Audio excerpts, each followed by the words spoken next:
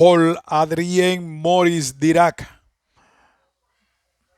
uno de los más grandes físicos de todos los tiempos. Aunque prácticamente desconocido para el gran público, solo está por debajo de Einstein en la famosa escala logarítmica de Landau de los físicos de su época. Las páginas que siguen presentan un retrato humano de Dirac, de su razonar científico y de sus extraordinarias contribuciones que cambiaron la física para siempre.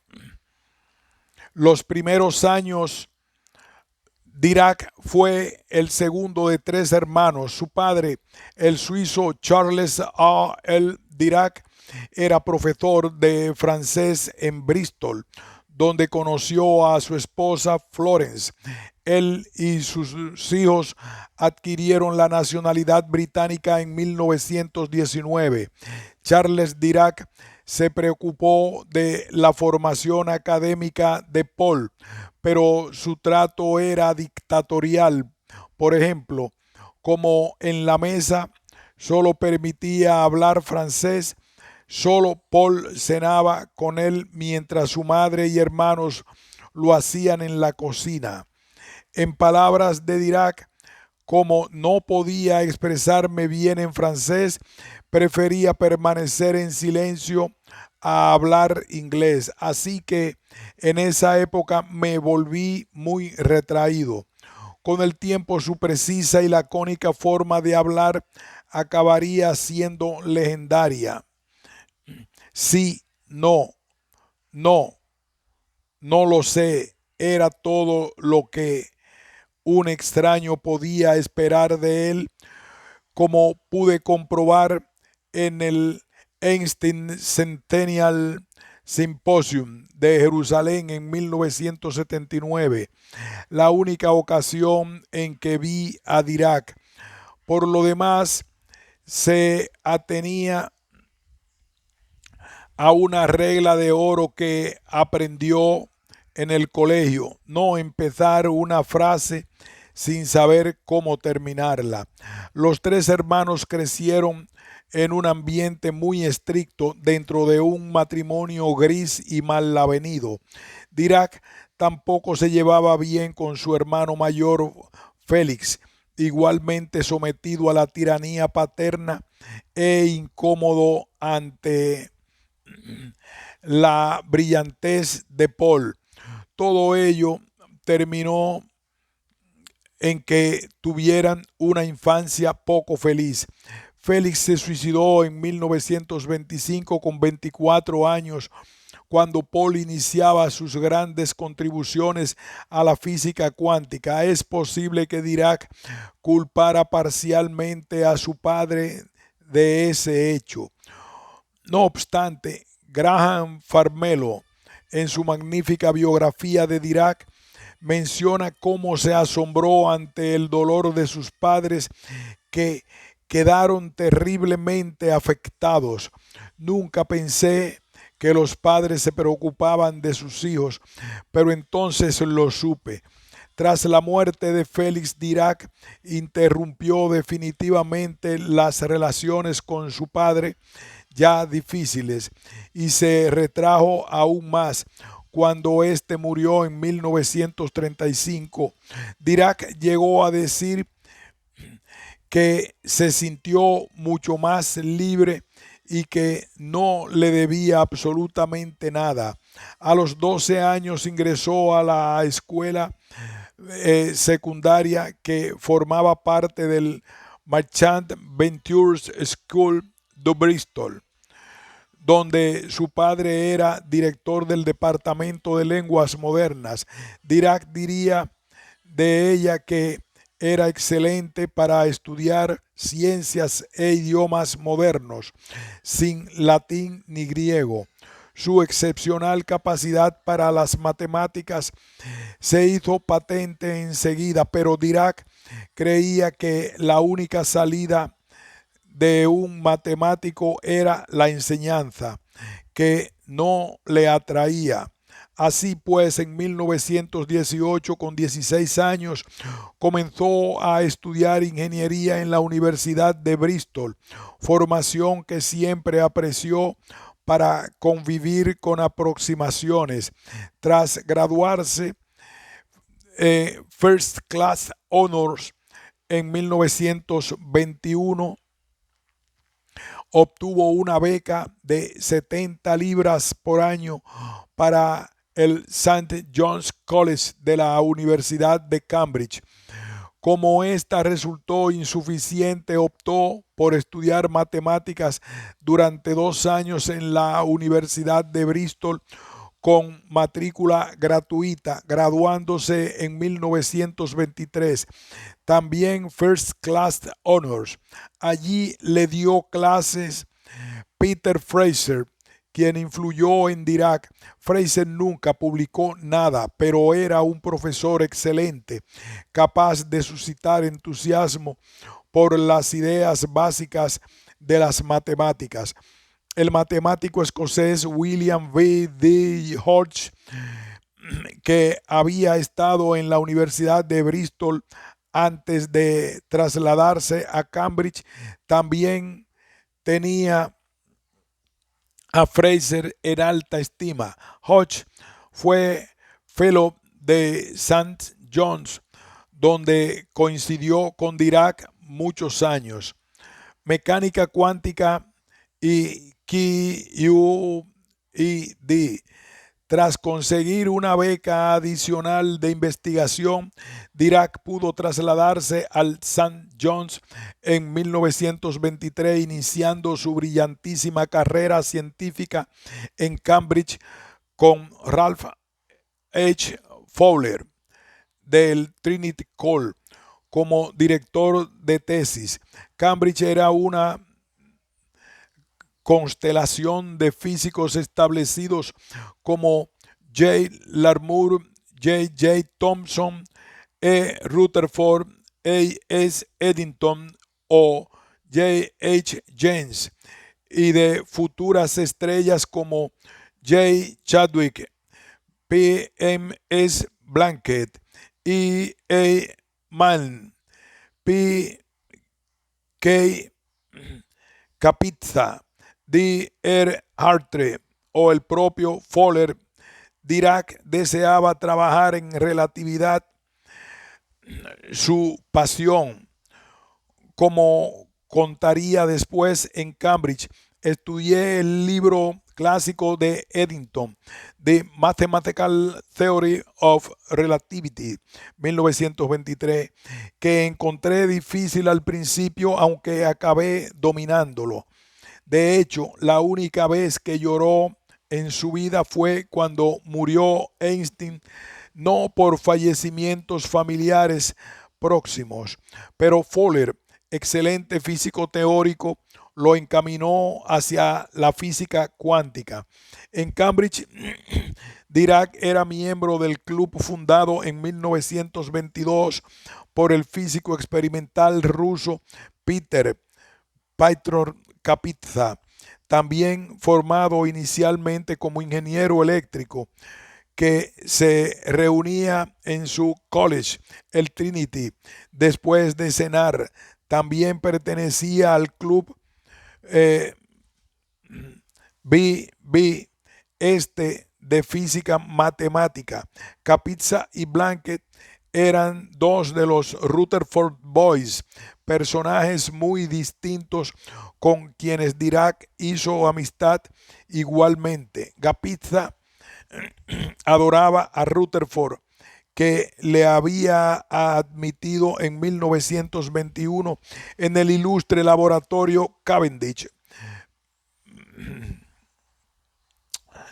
Nobel por ahora, y a quien a escondidas llamaba el cocodrilo, porque con sus fauces abiertas solo puede ir hacia adelante.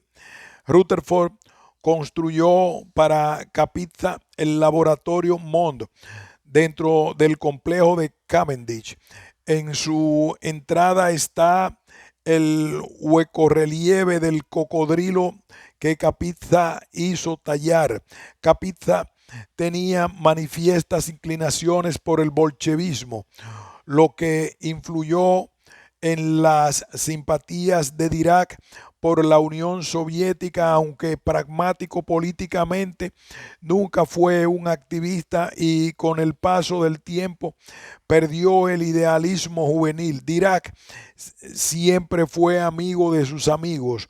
Cuando Kapitsa fue retenido por Stalin al visitar a sus padres en 1934 y no pudo regresar a Cambridge, Dirac realizó múltiples gestiones, incluyendo un viaje a la URSS en 1935 para solicitar inútilmente su liberación. Pese a la ausencia de Kapitsa, el club continuó hasta 1958. Por entonces los seminarios formales ya empezaban las discusiones en los clubes. No obstante, en el Kapitsa se reunió en 1966 una última vez la 776 para que pudiera clausurarlo formalmente su fundador, quien ya famoso y reconocido en la URSS recibiría el Nobel en 1978 propuesto por Dirac. Consiguió autorización para el viaje en esa última sesión, esta vez en Gonville and Caicos. Dirac y Kapitsa expusieron una idea conjunta de 1933, The Reflections of Electrons from Standing Light Waves. El efecto Kapitsa-Dirac, la difracción de electrones por una intensa onda de luz estacionaria en un fenómeno dual a la difracción de la luz por un retículo. Ambos se preguntaban si los avances del láser, finalmente construido en 1960, permitirían comprobarlo durante sus vidas. No fue así, pero el láser permitió observar el fenómeno para la dispersión de átomos de sodio en 1985 y finalmente para electrones en 1988 y 2001. El 28 de julio de 1925, Werner Heisenberg visitó el Club Kapitsa desde Gotinga. Al final de su charla sobre el efecto Zeeman, mencionó algunas de sus ideas sobre la futura mecánica cuántica, que luego comentó con Fowler. Dirac, soñoliento, no las apreció, según dijo en 1972, aunque antes Dirac manifestó no estar presente. Pero en septiembre Fowler le pasó las galeradas del primer trabajo de Heisenberg sobre la mecánica cuántica que éste había remitido. En el reinterpretación teórico-cuántica de las relaciones cinemáticas y mecánicas,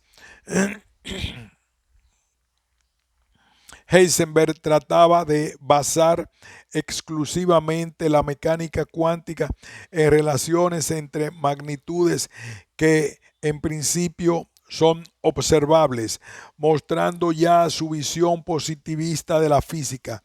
Su álgebra no conmutativa captó enseguida la atención de Dirac, aunque esta propiedad inquietó inicialmente a Heisenberg.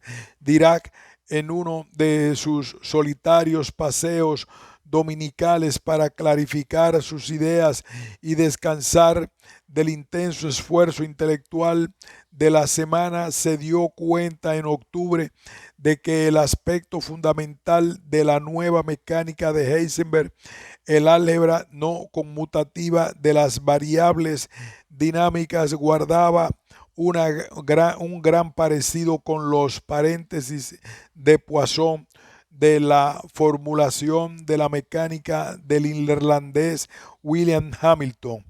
La no conmutatividad tampoco le era ajena por conocer los cuaterniones también de Hamilton.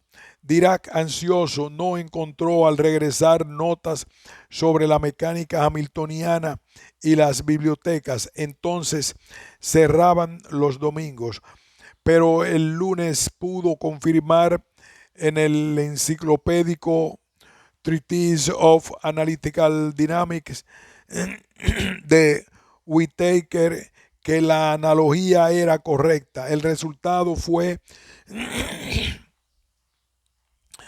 The Fundamental Equations of Quantum Mechanics. Su primer trabajo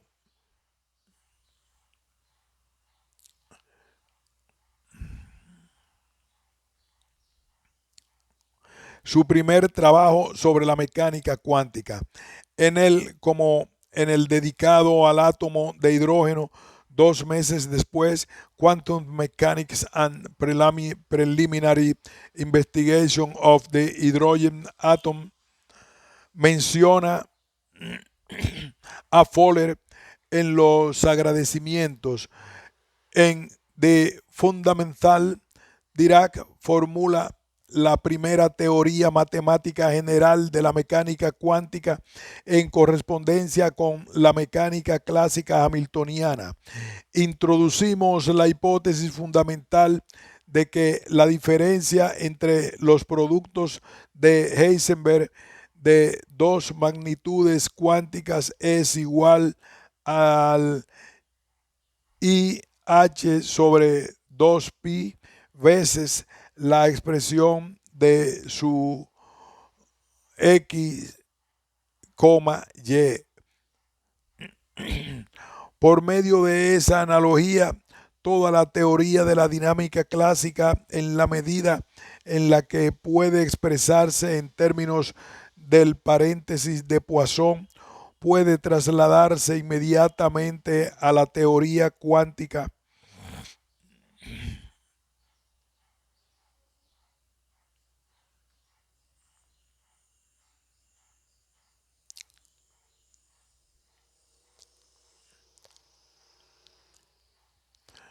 Dirac formula la primera teoría matemática general de la mecánica cuántica en correspondencia con la mecánica clásica hamiltoniana.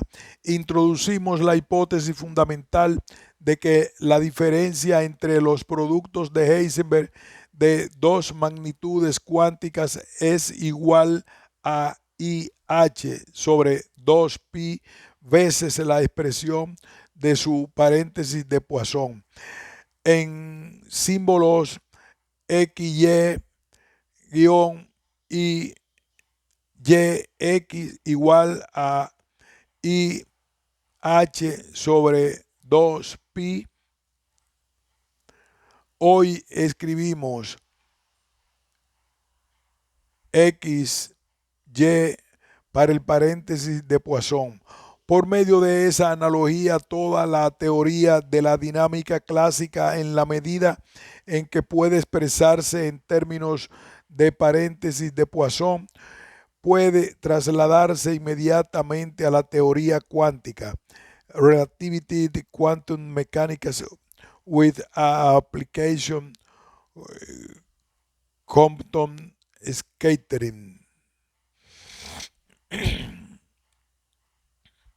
La cuantización a Dirac pasaría a indicar la correspondencia entre las magnitudes dinámicas del sistema clásico y los operadores observables del sistema cuántico asociado, que en general ya no conmutan. Muy poco después, en One the Theory of Quantum Mechanics, Dirac estudió por primera vez la estadística de partículas idénticas desde un punto de vista completamente cuántico. Tras analizar la simetría de las correspondientes funciones de onda, recuperó la estadística de Bose-Einstein.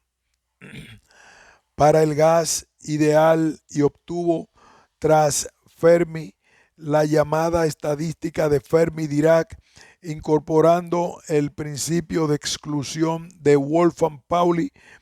Los términos bosón y fermión los introdujo Dirac en 1945. También reintroduciría en 1959 el gravitón, nombre inventado por D.I. Bloch-Chintzy en 1934. Con su característica humildad, Dirac diría que en aquella época excepcional resultaba muy fácil para un físico de segunda fila hacer contribuciones de primera, aunque más tarde resultase difícil para un físico de primera hacer contribuciones de segunda. Dirac introdujo los C números por clásico o que conmuta, estableciendo un nuevo significado para la palabra conmutar, y los Q números por quantum o querer peculiar. Dirac consideraba que la no conmutatividad cuántica era la idea más importante introducida por Heisenberg. Por su parte, este le señaló amistosamente que la relación Q, P igual a IH sobre 2pi también había sido encontrada por Max Born. Pascual Jordan, descendiente de un Jordan homónimo de Alcoy, y por Heisenberg en dos artículos. El primero de ellos, de Born y la Jordan sur Quantenmechanik, contiene la primera exposición de la mecánica cuántica, nombre que se debe a Born.